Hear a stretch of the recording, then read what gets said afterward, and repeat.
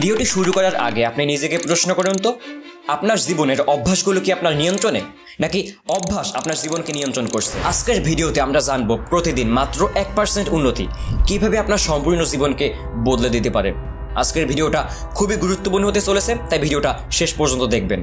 কিন্তু যদি মনে করেন আজকের লেসনগুলি আপনি আপনার জীবনে রাতারাতি অ্যাপ্লাই করতে পারবেন, তাহলে ভাই ভিডিওটা স্কিপ করতে পারেন। কিন্তু যদি শুধুমাত্র ধৈর্য ধরে এই লেসনগুলি শেখার ইচ্ছে থাকে, তাহলে ভিডিওটা কন্টিনিউ করুন। তাহলে চলুন শুরু করা যাক। এই জন্য আমাদের প্রথমেই বুঝতে হবে অভ্যাস আসলে কিভাবে কাজ করে। আমাদের মস্তিষ্ক আসলে এমনভাবেই তৈরি যে এটি সবসময় সিস্টেম বা প্যাটার্ন খুঁজতে ভালোবাসে। যখন আমরা কোনো কাজ বারবার করি, মস্তিষ্ক সেটাকে অটো পাইলট মোডে নিয়ে যায়। বা অভ্যাসকে আপনি আপনার ফোন বা কম্পিউটারের র্যামের সাথে তুলনা করতে পারেন। লাইক কোনো সফটওয়্যার যখন আপনি বারবার ওপেন করেন, লাইক ফেসবুক বা মেসেঞ্জার, যখন আপনি বারবার ওপেন করছেন, ওই সফটওয়্যার আপনার ফোনের র্যাম নিয়ে নেয়। ফলে কি হয়, আপনি যখন ওই software second time, third time, fourth time যখন আপনি ওপেন করেন, তখন ওই সফটওয়্যার ওপেন করার জন্য আপনার ফোনের সিপিইউকে নতুন করে লোড নিতে হয় না। বা এই সিপিইউকে আপনি আপনার মস্তিষ্কের সাথে তুলনা করতে পারেন। সো যখন আমরা কোনো কাজ বারবার করি, তখন ওই কাজ করার জন্য আপনার মস্তিষ্ককে নতুন করে লোড নিতে হয় না। উদাহরণস্বরূপ, আপনার প্রতিদিন সকালে দাঁত ব্রাশ করার অভ্যাস। এখন আপনি কি প্রতিদিন ঘুম থেকে উঠে সকালে ভাবেন আজকে আমি দাঁত ব্রাশ করবো? না, আপনি ভাবেন না, এটা অটোমেটিক হয়ে যায়, কারণ এটা আপনার অভ্যাসে পরিণত হয়েছে। অ্যাটমিক হ্যাবিটস বইয়ের লেখক জেমস ক্লিয়ার এটাকে বলেছেন হ্যাবিট লুপ। এখানে 3টি ধাপ থাকে: কিউ, রুটিন এবং রিওয়ার্ড। ধরুন আপনার মোবাইলে একটি নোটিফিকেশন আসলো, এটা কিউ, আপনি সেটা খুললেন, এটা রুটিন, এবং একটি মজার মিম দেখলেন, এটা রিওয়ার্ড। ব্যাস, এভাবেই নতুন অভ্যাস তৈরি হয়। এখন আপনি কি মনে করেন আরেকদিন থেকে শুরু করবো, কালকে থেকে শুরু করবো? ভাই, আরেকদিন বা কালকে কিন্তু কখনোই আসে না। তাই এখন থেকে শুরু করুন, আজকে থেকেই শুরু করুন। ভাই, এটা কিন্তু কোনো মোটিভেশন না, এটা ডিসিপ্লিন। এখন আপনারা সবাই তো জানেন অভ্যাস 2 ধরনের, ভালো এবং খারাপ। এখন খারাপ অভ্যাসকে কিভাবে ভাঙবেন? Make it invisible. ধরুন আপনি বারবার আপনার মোবাইল চেক করছেন, মোবাইলের নোটিফিকেশন চেক করছেন, ফেসবুকে ঢুকছেন। সো মোবাইলকে সাইলেন্ট করে অন্য রুমে রেখে আসুন।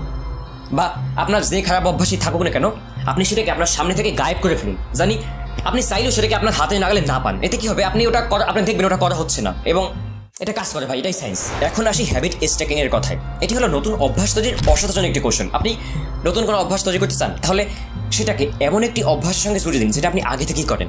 লাইক প্রতিদিন আপনি সকালে চা খান, সো চা খাওয়ার সাথে সাথে আপনি প্রতিদিন 5 মিনিট করে বই পড়েন। ব্যাস, নতুন একটি অভ্যাস তৈরি হয়ে গেল। জেমস ক্লিয়ার বলেন, after I do current habit, I will do a new habit. অভ্যাসগুলোকে এমনভাবে জুড়ে দিন অন্য অভ্যাসের সঙ্গে যেন মনে হয় ভাই এটা এত সহজ, এটা মানে এর সহজ আজ কিছু হতেই পারে না। জেমস ক্লিয়ারের মতে আপনার চারপাশের পরিবেশ বা আপনার এনভায়রনমেন্ট ডিজাইন আপনার অভ্যাসে খুবই গুরুত্বপূর্ণ ভূমিকা পালন করেন। লাইক আপনি পড়াশোনা করতে চান, কিন্তু টেবিলে এসে দেখলেন চিপসের প্যাকেট, কোক, টিভির রিমোট, মোবাইল ইত্যাদি রাখা, আপনার পড়াশোনা হবে কি? হবে না। তাই আপনার পরিবেশকে এমনভাবে ডিজাইন করুন যেন আপনার অভ্যাসটা যেটা আপনি গড়তে চান সেটা সহজেই গড়ে ওঠে। লাইক পড়ার সময় আপনার মোবাইলটা অন্য রুমে রেখে আসুন, আর টেবিলে শুধুমাত্র সেই সব জিনিস রাখুন যেগুলো আপনার দরকার, লাইক পেন, বুক, আর যেগুলো দরকার আর কি। আর ঠিক একইভাবে খারাপ অভ্যাস ভাঙার জন্য আপনি রিভার্স রুল ফলো করতে পারেন। লাইক আপনি বারবার সোডা খান, কোক খান, আপনার ফ্রিজ থেকে কোকটাই সরিয়ে ফেলুন। মানে সহজ কথায়, make a good habit easy এবং ব্যাড হ্যাবিট হার্ড। এবার আসি 2 মিনিট রুলের কথায়। অনেকেই বড় অভ্যাস শুরু করতেই ভয় পান। সো আপনি কোনো কাজ শুধুমাত্র 2 মিনিটের জন্য শুরু করুন। লাইক আপনি ব্যায়াম করবেন, শরীরচর্চা করবেন, আপনি শুধুমাত্র 2 মিনিটের জন্য শুরু করুন। আপনি বই পড়বেন, আপনি বইটা খুলে শুধুমাত্র প্রথম পৃষ্ঠাটাই পড়ুন, আপনি মানে 2 মিনিটের জন্য করুন। এইভাবেই আপনি আপনার ব্রেনকে ট্রেনিং করতে পারবেন, কারণ আমাদের ব্রেন মানে কোনো কাজ জাস্ট শুরু করতেই চায় না, কিন্তু দেখবেন যখন আপনি কাজটা শুরু করছেন তখন বাকিটা অটোমেটিক হয়ে যাবে। জেমস ক্লিয়ার বলেন, make it so easy that you can't say no. আপনার অভ্যাস ধরে রাখার জন্য একটি শক্তিশালী কৌশল হলো হ্যাবিট ট্র্যাকিং। ক্যালেন্ডারে টিক চিহ্ন দিন, অ্যাপ ব্যবহার করুন। লাইক আমি পার্সোনালি টিকটিক এবং নোশন ইউজ করি। ভাই টিকটিক বলছি, কিন্তু টিকটক না, টিকটিক একটি প্রোডাক্টিভিটি অ্যাপ।